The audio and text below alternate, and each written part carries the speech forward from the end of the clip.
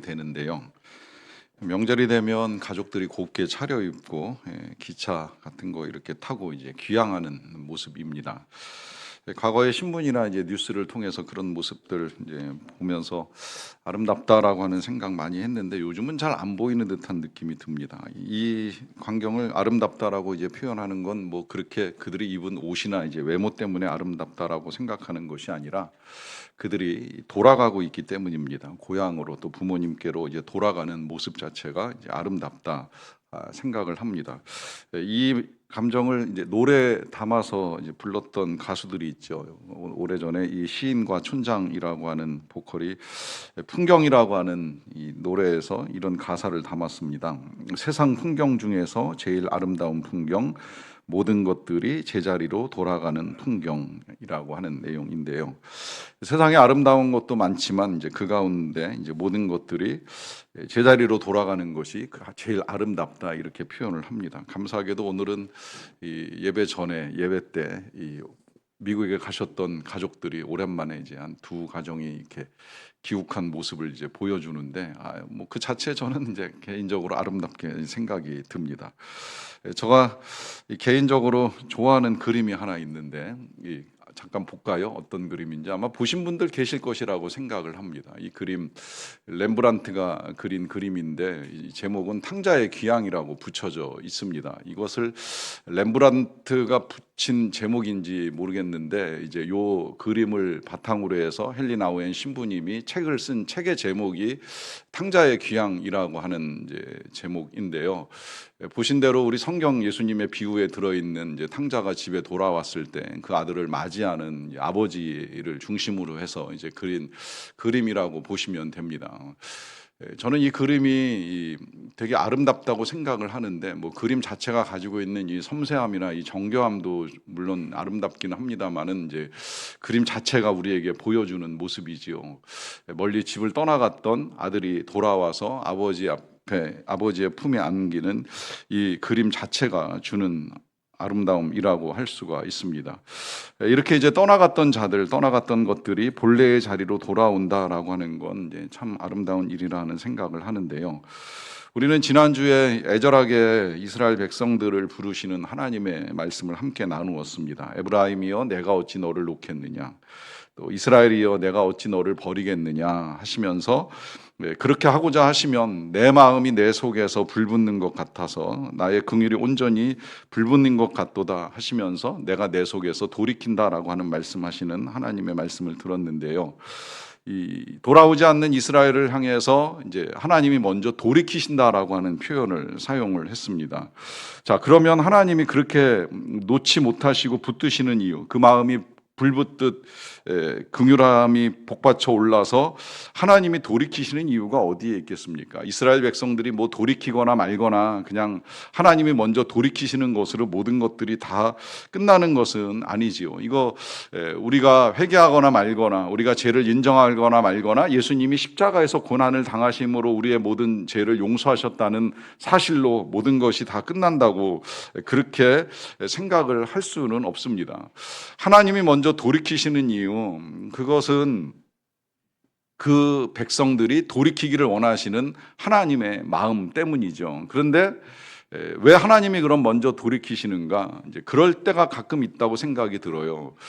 사람이 잘못을 하지 아니하였음에도 불구하고 잘못한 사람보다 그 잘못한 사람에 의해서 피해를 당한 사람이 먼저 손을 내밀어야 되는 상황이 있을 때가 있잖아요. 이런 경우 뭐 흔하진 않지만 때로 이제 부모가 자녀에게 그럴 때 있다고 생각을 합니다. 잘못은 자녀가 했는데 부모가 그 자녀를 위해서 손을 내밀어 줘야 할 때가 간혹 있습니다.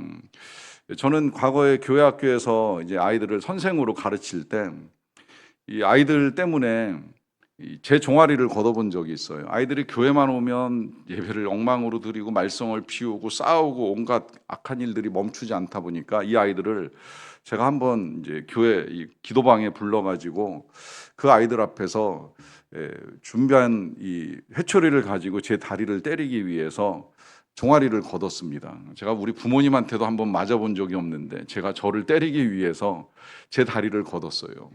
걷었더니 감사하게도 이 아이들이 막 엉엉 울면서 선생님 그러지 마세요, 잘못했어요, 막 이러면서 이제 말려줘서 너무 감사한데, 제가 제 다리를 걷는 이유가 어디 있습니까? 그 이유는 다른 게 아니라 아이들의 행동이 좀 달라지기를 바라는, 돌이키기를 바라는 이제 마음으로 이제 그런 행동을 취한 거지요. 그런데 감사하게도 저는 그 친구들이 제 앞에서 잘못을 이해하고 인정하고 사과하고 하는 이런 태도들로 인하여서 참 되게 감사한 마음이 컸는데, 모든 자녀들이 다 그런 태도를 취하는 건 또 아니더라고요. 목회를 하다 보니까 어느 날 한 성도님이 찾아오셔서 이제 상담을 하시는데 눈물로 호소를 하시더라고요. 옛날에 이제 부목사로 사역할 때 이야기예요. 어느 날 자녀의 가방에서 이 담배가 나온 걸 보고 이제 충격을 받으신 거예요. 그래서 이걸 어떻게 하면 좋겠느냐 하는 이제 이 생각을 가지고 이제 저를 찾아오셨어요. 그래서 자녀하고는 대화를 나눠 보셨어요? 제가 이제 여쭤봤지요. 그랬더니 이분이 자녀하고 대화를 나눠 봤는데 대화가 안 통한다는 거예요. 자기는 너무 속이 상해가지고 자녀 앞에서 눈물을 흘리면서 네가 그럴 수 있느냐. 이제 갓 중학교에 들어간 딸 때문에 너무 마음 아파 고통스러워서 눈물 흘리면서 이걸 어떻게든 해결해 보려고 자녀를 붙들고 이야기를 하는데, 자녀가 그런 엄마를 보면서 이렇게 말하더라는 거예요. 엄마 왜 오버해? 이게 그러니까 엄마는 마음이 상해서 어찌할 바를 모르고 눈물을 흘리고 있는데 자녀는 돌이킬 생각이 없어요. 그러니까 부모가 먼저 돌이킨다고 한들, 부모가 먼저 손을 내민다고 한들 그 손을 자녀들이 다 붙잡는 건 아니라는 것이지요. 우리 하나님께서 먼저 마음을 돌이키시고 그 불붙는 긍휼로 용서하시겠다라고 하는 결정을 이루셨음에도 불구하고 우리가 돌아옵니까? 이스라엘이 돌아옵니까? 이게 쉬운 일이 아니라는 거예요. 하나님은 먼저 손을 내밀어 주셨지만 그 손을 붙잡지 않고 돌이키지 않는 일들이 얼마든지 일어날 수 있다라고 하는 것이지요. 그러다 보니까 이제 그들이 저지르는 일, 오늘 본문에도 이어지는데요. 1절이 이렇게 시작을 합니다. 에브라임은 바람을 먹으며 동풍을 따라가서 종일토록 거짓과 포악을 더하여 아수르와 계약 맺고 기름을 애굽에 보낸다 하십니다. 자, 이 에브라임, 다시 말하면 이스라엘이 바람을 먹고 동풍을 따라간다 합니다. 자, 이 바람 어느 때 사용되는지 아시죠? 성경에서 바람 나오면 이제 주로 이 헛된 일을 말씀하실 때에 이제 주로 사용되는 단어인데, 이 헛된 일에 관해서 많이 언급했던 성경 아실 거예요. 전도서 말씀 읽어보면 시작하자마자 헛되고 헛되니 뭐 모든 것이 헛되도다, 우리가 땅 위에서 수고하는 많은 것들이 헛되다라고 하는 말씀을 하시는데, 그만큼 이제 우리가 헛된 것들을 붙잡을 수 있는 인생이라는 사실을 우리에게 밝혀주면서 중간중간에 그런 표현이 나와요. 이 모든 것들이 다 바람을 잡으려는 것이로다 하는 말씀을 합니다. 자, 바람을 잡는다. 여러분, 바람을 잡는 사람이 어디 있겠어요? 근데 그걸 잡기 위해서 헛손질을 하는 사람이 있는 것처럼 헛된 인생을 살아가는 사람들이 있을 수 있다라는 말씀을 하고 계시는데, 오늘은 이 호세아서 말씀에서는 바람을 먹는다라고 하는 말씀을 하십니다. 여러분, 바람 먹으면 무슨 결과가 일어날까요? 배고프다고 해서 바람 아무리 먹어봐요, 배부름이 옵니까? 절대 오지 않지요. 그런데 마치 바람을 먹는 사람같이 헛된 것을 잡고 헛된 것을 먹기 위하여 애쓰는 모습을 보여준다는 거예요. 그리고 그걸 먹기 위해서 애쓰는 것으로만 끝나는 것이 아니라 동풍을 잡으려고 달려간다라고 하는 말을 하는데, 사실 이 바람이 동풍이든 서풍이든 방향은 그렇게 중요한 문제는 아니에요. 그런데 이제 특별하게 동풍이라고 표현을 사용하시는 건 이 이스라엘의 동쪽에 아수르라고 하는 나라가 자리를 잡고 있다 보니까 그 나라로 가서 뭔가 자신들에게 도움이 될 만한 것을 얻을 수 있지 아니할까, 그런 생각을 가지고 동쪽으로 간다는 거죠. 그래서 가가지고 실제로 그 땅에 세워진 거대한 우상을 보면서 이런 우상이 이 나라를 지켜주나 보다, 이런 우상이 이 나라를 강대하게 해주나 보다, 이제 이런 생각을 가지고 와가지고서는 똑같은 우상을 세우기 위해서 애쓰는 이스라엘 왕도 있었고요. 그거 아니라고 한다면 이 아수르가 강대하니까 이 나라에 뭐라도 갖다 바치면 우리에게 도움이 되지 아니할까? 아니 이 나라 아니면 애굽에다가 기름이라도 갖다 바치면 뭔가 큰 힘이 되지 아니할까 하는 생각을 가지고 조공을 바치는 거예요. 그런데 막상 조공을 바치고 난 다음에는 동맹이 되는 것이 아니라 오히려 속국이 되어서 그 나라의 지배나 억압을 받는 불행한 일들을 초래하다 보니까 이 모든 것들이 결국은 다 바람을 잡는 것 내지는 바람을 먹는 것과 다를 것이 없다는 말씀을 하십니다. 뿐만 아니라 종일토록 포악과 거짓을 행한다라고 하는데요. 자, 이 거짓과 포악 생각해 보면 뭐 사람이 행해 나가는 일의 악함이 저는 뭐 다 별반 차이가 없다고 생각을 합니다만은 그 가운데서도 거짓이나 포악 같으면 더 악한 일이지요. 왜 악한지 아시지요? 내가 내 이익 얻겠다고, 내 만족 얻겠다고 남에게 속임수를 쓰는 거예요. 안 그러면 잡아서 학대를 가하는 거예요. 그러니까 훨씬 더 악한 거죠. 남이야 고통을 겪거나 말거나 내가 기쁨을 얻기 위해, 내 만족을 얻기 위해서 남에게 하지 말아야 될 거짓을 행하고 악행을 행하는 이 일들이 반복되고 있다는 것입니다. 이런 일이 이 과거의 호세아 시대에만 일어나는 일이 아니라 지금도 얼마든지 일어나는 일인 거 알고 계시지요? 갈수록 더 심해지고 있어요. 다 자기 자신에게 집중을 합니다. 그러다 보니까 자기 자신에게 매몰되어 살아가는데요. 요즘 사람들이 가끔은 이런 말을 해요. 요새 MZ 다르다. 이제 이런 말 하는데 저는 MZ가 다르다고 생각하지 않아요. MZ 중에도 다르게 살아가는 MZ가 있는 것을 보게 되고요. 거꾸로 그럼 어른들은 다를까요? 어른들 중에도요. 자기 자신에게 빠져가지고 자기 중심적으로 살아가면서 그게 안 되면 주변의 사람들 다 나쁜 놈이라고 생각을 하는 거예요. 가족들을 나쁜 사람으로 몰아가기도 하고 심지어 자녀의 친구들을 나쁜 사람으로 몰아가기도 하고 나 중심적으로만 돌아가지 아니하면 내 주변에 있는 사람들은 다 나쁜 사람이라고 몰아버리고 네 탓이라고 여기게 되는데 이게 다 남들 괴로움에 아랑곳하지 않고 자신만 피해자라고 생각하는 데서 비롯되는 나르시즘, 자기애적 정신장애의 일부분이 되는 겁니다.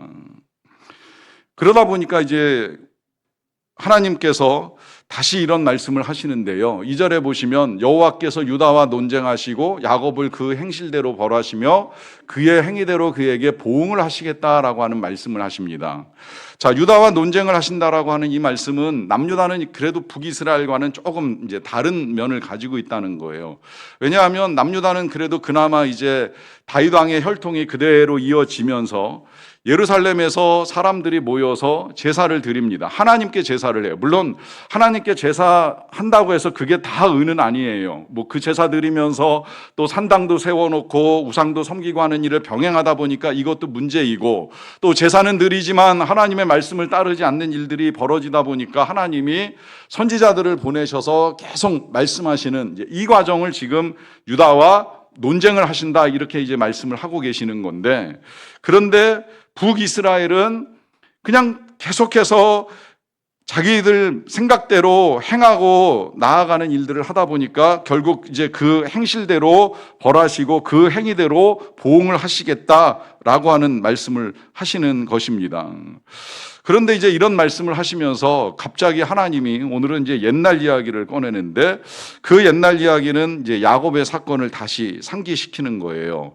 보시면 이 북이스라엘을 아까 2절에서 이제 야곱이라고 표현하고 나니까 그 다음에 이제 이어지는 이제 3절에서 이런 말씀 하시잖아요. 이 야곱이 원래 모태에서 그의 형의 발 뒤꿈치를 잡았고 또 힘으로는 하나님과 겨루었다라고 하는 말씀하시는데 아시죠? 이 야곱은 태어날 때부터 형과 경쟁하고 싸우면서 인생이 시작되었어요. 그런데 이 인생이 그렇게 시작돼서 그 시기와 경쟁과 싸움을 멈추지 않고 자기가 원하는 것을 이루어 가기 위해서 온갖 애를 쓰잖아요. 그러니까 이 야곱이 형의 그 장자권과 축복을 얻어내기 위해서 속이는 포악을 저지르잖아요. 그러는 가운데에 아버지도 속이고 심지어 마지막에는 힘으로 하나님과 함께 겨루는 경쟁을 하기까지 합니다.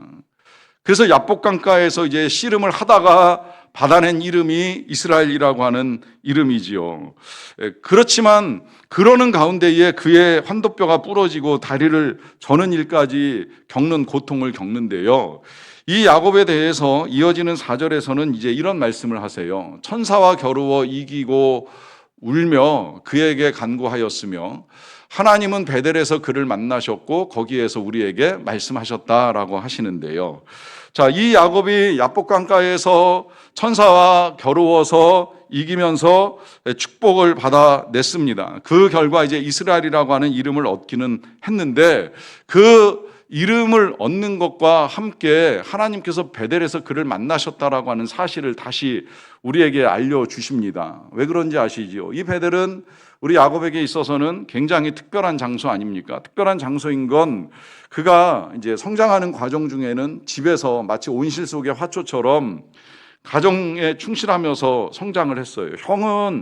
이 형 에서는 들사람이어가지고 밖에 나가서 사냥하고 하는 일들을 즐기는 사람이다 보니까 이 아버지 이삭이 이제 그 에서가 사냥해가지고 온 고기를 잡아먹는 거를 이제 굉장히 즐겼지 않았나 이런 생각이 드는데요. 반면에 야곱은 집에서 어머니를 도와서 어머니의 사랑을 받으면서 크다 보니까 이 어머니의 이제 지시를 받아가지고 결국은 아버지를 속여서 축복을 얻어내는 일을 하잖아요. 문제는 이제 이것이 형의 화를 불러 일으키는 바람에 형이 죽이겠다라고 하는 이제 계획을 알고 결국은 집을 떠나게 됩니다. 그러니까 야곱으로서는 그 멀리 집을 떠나는 일이 이제 처음 겪게 되는 일이에요. 그래서 혼자 집을 떠나가지고 광야에서 잠을 자다가 찾아오신 하나님을 만난 자리가 베델 아닙니까? 그 하나님을 만났을 때 하나님이 하신 약속이 굉장히 중요한 게 많은데요. 이런 약속 하시잖아요. 네가 어디로 가든지 내가 너와 함께 있어. 너로 큰 민족을 이루게 하시겠다. 그리고 내가 내게 약속한 것을 다 이루기까지 너를 떠나지 아니하며 너를 지켜주며 너를 이 땅으로 돌아오게 하리라 하는 약속을 하시는데 저는 이 약속 굉장히 좋아하는 약속입니다. 우리가 길 떠날 때, 먼 길을 떠날 때에 이 약속 붙들고 가는 거 굉장히 좋다고 생각을 해요. 그 약속이 좋고 중요하다라고 말씀을 드리는 이유는 거기에 귀한 내용들이 많지만 그 가운데 저는 가장 귀한 것이 돌아오게 한다는 약속입니다. 너를 이 땅으로 돌아오게 할지라. 이게 왜 귀해요? 아무리 타국에 가서 타향에 가가지고 많은 것을 얻고 많은 것을 이루면 뭐 하겠습니까? 돌아와야 아름답지요. 돌아오지 못하면 인생이 타향살이로 끝나는 거예요. 돌아올 때 그 삶이 아름다워지는 것입니다. 그리고 그 약속 때문에 야곱이 객지에서 삼촌을 섬기면서 온갖 고생을 다 해도 이겨낼 수 있는 이유가 있는 거잖아요. 난 언젠가 돌아가리라. 내 부모님이 계시고 하나님이 약속하신 땅으로 돌아가리라 라고 하는 믿음을 가지고 그 모든 환난을 이겨내는 것이 아니겠습니까? 그렇게 하나님이 약속을 하셨던 자리가 바로 이 베델의 광야였다라는 거예요. 그런데 문제는 그 이후에 이제 이 야곱의 삶에 여러 가지 변화들을 겪게 되는데요. 물론 하나님의 약속대로 그는 바단 아람에 가서 가족도 얻었고 재산도 모으고 그리고 때가 이르렀을 때는 진짜 이제 약속하신 땅으로 돌아올 기회까지 얻게 되었어요. 문제는 이제 풀어야 될 문제가 있죠. 삼촌과의 관계가 엉클어지는 바람에 이거 풀어야 되는데 감사하게 이 관계도 하나님이 해결을 해주세요. 하나님이 삼촌의 꿈속에 나타나셔가지고 감히 야곱에게 선악간에 말하지 말라라고 하면서 한 말씀으로 정리를 딱 해주셨어요. 그리고 돌아오는데 또 하나 풀어야 될 관계, 형 에서와의 관계를 풀고 싶어가지고 아까 그 야복강가에서 울면서 하나님께 간구를 올리기도 하고 하지만 뭔가 안심이 안 되다 보니까 뭐 이렇게 저렇게 선물을 준비해가지고 순서대로 보내는 일도 하잖아요. 그렇게 해서 이제 형을 만났는데 감사하게도 이 형이 너무나 호의적으로 이 야곱을 만나주니까 야곱 입장에서는 마치 하나님을 만나는 것 같은 감격을 누리기는 했어요. 그러다 보니까 이제 돌아와야 될 베델까지 미처 돌아오지 아니하고 중간에 세겜이라고 하는 곳에서 자리를 잡습니다. 왜냐하면 여기 살만한 땅처럼 보이거든요. 사람들도 꽤 있고 사람들이 있다는 건 물도 있고 풀도 있다는 건데, 그러면 여기서 자기가 지금까지 모았던 재산, 이 양떼들을 먹이는 게 괜찮겠지라고 생각하면서 세겜에 정착을 합니다. 문제는 거기서 또 끔찍한 일을 겪잖아요. 유일한 딸 디나가 그 마을 추장 아들한테 강간을 당해요. 그리고 그걸 보복하겠다고 두 아들이 나가서 그 마을에 있는 남자들을 다 살육하는 일을 저지릅니다. 이게 그냥 살육으로 끝날 것 같으면 다행이겠지만, 이 소문이 그 주변에 퍼져나가게 되면 이 이방인처럼 여겨지는 야곱의 가족들이 몰살당하는 건 금방 있을 수 있는 일이거든요. 그러다 보니까 야곱의 두려움이 그 어느 때보다도, 집을 떠날 때 삼촌에게 쫓기듯이 도망칠 때보다도 훨씬 더 커져가는 거예요. 그 두려움 가운데에 그 밤에 찾아오신 하나님이 하셨던 첫 말씀, 일어나 베델로 올라가라 하시잖아요. 왜 올라가라 하시겠어요? 그게 야곱이 돌아와야 될 자리인 거예요. 그 야곱이 베델로 돌아와서 다시 하나님을 만나야 되는 거예요. 하나님은 그 야곱을 다시 만나시는 아름다운 그림을 계획하고 계시는 거예요. 이 그림을 완성해 가기 위해서 부르시는 자리가 베델인 거예요. 그렇기 때문에 하나님을 5절에 이렇게 소개를 합니다.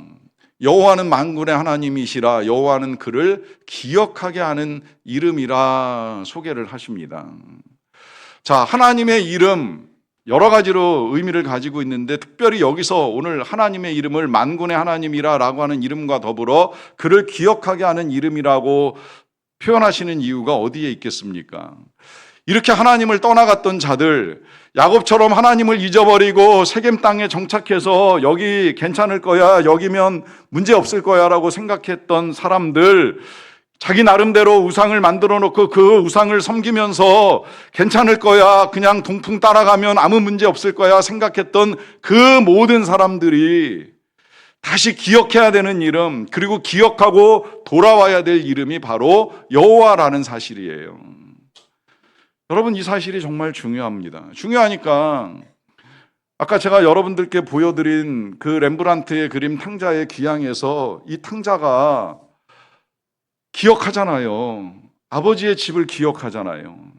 자신의 삶이 바닥을 치고 먹을 것이 없고 주려 죽을 때에 기억해낸 것이 뭐예요? 내 아버지 집에는 먹을 것이 많도다. 아버지를 기억합니다. 기억하고 돌아옵니다. 자, 이 기억하고 돌아온다는 이 사실을 예수님이 비유로 우리에게 밝혀주신 이유가 어디에 있겠습니까? 우리가 기억해야 된다는 거예요. 하나님이 어떤 분이신가? 하나님이 어떤 사랑을 베푸셨는가? 그 사랑, 그 풍성함, 그 넉넉함을 기억할 때에 우리가 하나님께 돌아올 수 있기 때문입니다. 그래서 그 기억하게 하시는 그 이름을 기억나게 하시고, 이제 하나님이 6절에서 말씀을 하시지요. 그런즉 너의 하나님께로 돌아와서 인애와 정의를 지키며 항상 너의 하나님을 바랄지어다 말씀하십니다. 다시 말씀하십니다. 하나님이 돌아오라고 말씀을 하십니다. 그런데 그냥 하나님께 돌아오라라고 말씀하지 않으세요. 여러분, 이거 잘 보셔야 돼요. 너의 하나님께 돌아오라 하시잖아요. 자, 이 말씀은 그냥 추상적이고 막연하게 하나님께로 돌아오라고 말씀하시는 것이 아니에요. 우리가 하나님께로 돌아간다라고 표현을 사용할 때에는 구체적이고 개인적인 하나님과의 만남이 이루어져야 된다는 거예요. 실제적인 만남이 이루어져야 된다는 거예요. 그냥 교회를 드나들면서 하나님에 대해서 듣는 것으로 하나님께 돌아왔다라고 생각하지 마세요. 우리의 삶이 실제로 하나님께로 돌아온 삶이 되어야 되고, 적어도 우리의 마음이 하나님께로 열려 있어야 됩니다. 그게 진짜 하나님께로 돌아온 것이고, 너의 하나님, 다시 말하면 나의 하나님께로 돌아온 삶입니다. 이것을 어떻게 알 수 있을까요? 이것을 아는 방법이 바로 그 뒤에 이어지는 내용대로 인애와 정의를 지키는 것입니다. 인애와 정의를 지키는 것. 다시 말하면 사랑하면서 올바르게 살아가는 삶, 그것이 하나님께로 돌아온 자의 삶입니다. 여러분, 사랑하고 계십니까? 사랑하며 살고 계십니까? 여러분 자신을 사랑하는 것을 가지고 말하지 않습니다. 얼마나 하나님을 사랑하고 계십니까? 그리고 여러분들의 이웃, 가족만을 말하지 않습니다. 원수까지라도, 그 지긋지긋하게 보기 싫어하는 원수까지라도 얼마나 사랑하고 계십니까? 제가 신방을 하면서 여러 성도님들을 만나고 있는데 듣다 보면 은혜도 받고 도전되는 말씀을 들어요. 이번에는 한 분이 그런 말씀 하시더라고요. 언젠가 우리가 하나님 앞에 설 때에 그런 질문을 받는다고 하지요. 저도 오래전에 들었던 내용인 것 같은데 다시 상기시켜 주셔서 너무 감사하더라고요. 하나님께서 우리에게 이런 질문을 하실 거라고 하는 것입니다. 얼마나 사랑하다 왔니? 그 질문 들으면서 다시 도전을 받았어요. 그래, 남는 건 이것뿐이지. 뭐가 남을까? 열심히 봉사한 거, 열심히 기도한 거, 열심히 헌금한 거, 그건 다 하나님이 주신 걸로 하신 것이고, 하나님이 건강 주시고 능력 주시고 돈 주시니까 할 수 있었던 거고, 그리고 진짜 남는 건 우리의 중심, 우리의 마음이 얼마나 사랑하면서 그 일을 감당했는지, 얼마나 하나님을 사랑하는 마음으로 섬기고, 얼마나 사랑하기 위해서 애썼는지, 이것이 우리가 주님께 들을 질문이라는 사실이에요. 그런데 이런 말씀 드리면 하고 싶어도 안 된다는 거, 알아도 안 된다 이런 말씀 하세요. 사실 그 질문을 저에게 다시 알려주신 그분도 알지만 쉽지 않아요 라고 하는 말씀을 하셨어요. 그만큼 어렵다는 걸 저도 모르지는 않습니다. 사랑하며 사는 거, 올바른 길을 걷는 거, 너무나 악한 길이 당연하게 여겨지는 이 시대에 나 혼자 정의를 지키며 올바른 길로 간다라고 하는 거 굉장히 어렵다는 걸 왜 모르겠습니까? 그런데 우리의 힘으로 어렵지만 그걸 할 수 있도록, 그래서 말씀이 우리에게 가르쳐주는 마지막 내용이 아까 6절 그 마지막에 이렇게 알려주시잖아요. 항상 너의 하나님을 바랄지어다. 너의 하나님을 바라라. 항상 바랄지어다. 여러분, 이거 그냥 단순히 기도하고 간구하는 시간만 가지라고 말씀을 드리는 것이 아닙니다. 항상 하나님을 바란다라고 하는 건 하나님과 함께하는 시간을 가져야지요. 여러분들의 하나님과 너의 하나님, 개인적으로 하나님을 만나는 시간을 가지셔야죠. 그것이 기도로 이루어지든 묵상으로 이루어지든 찬양으로 이루어지든 하나님을 찾지 않고 내 영혼의 고갈을 탄식하지 마세요. 아니, 영혼의 고갈이 탄식된다면 하나님을 찾으세요. 그 하나님을 찾는다는 건 형식적으로 쌓아가는 기도나 말씀이 아니라 하나님을 목말라 하면서 하나님의 사랑을 알아가는 거예요. 하나님의 성품을 알아가는 거예요. 그분의 인격을 알아가는 거예요. 그분과 함께하는 시간을 갖는 거예요. 그러면서 하나님을 알기 시작하면 자연스럽게 하나님을 닮아가는 건 절대 어려운 일이 아닙니다. 우리가 하나님을 만나지 않고 세상의 헛된 바람 같은 것들을 잡으려고 하고 먹으려고 하고 보려고 하니까 자꾸 세상을 닮아가고 살아가고 그 세상을 닮는 걸 당연하게 여기는 거예요. 하나님을 닮으면 절대 당연할 수 없는 것들이 당연해지고 있는 거예요. 그래서 하나님이 돌이키라고 당부하십니다. 하나님을 찾으십시오. 항상 하나님을 찾으십시오. 그럼 말미암아 인애와 정의를 지키며 하나님이 주시는 것들을 받으시고 누리시고 살아갈 수 있는 저와 여러분 다 되시기를 간절히 축원합니다. 이 시간에 같이 기도하겠습니다. 기도할 때 우리 이런 기도를 함께 드리기를 원합니다. 내가 하나님께로 다시 돌이키기를 원합니다. 나의 하나님께로 돌이키기를 원합니다. 인애와 정의를 지키기 원합니다. 사랑하며 올바른 길로 걸어가는 삶을 살기 원합니다. 그렇게 되기 위하여 항상 하나님을 찾는 삶을 살겠습니다 라고 함께 고백하는 시간 갖도록 하겠습니다.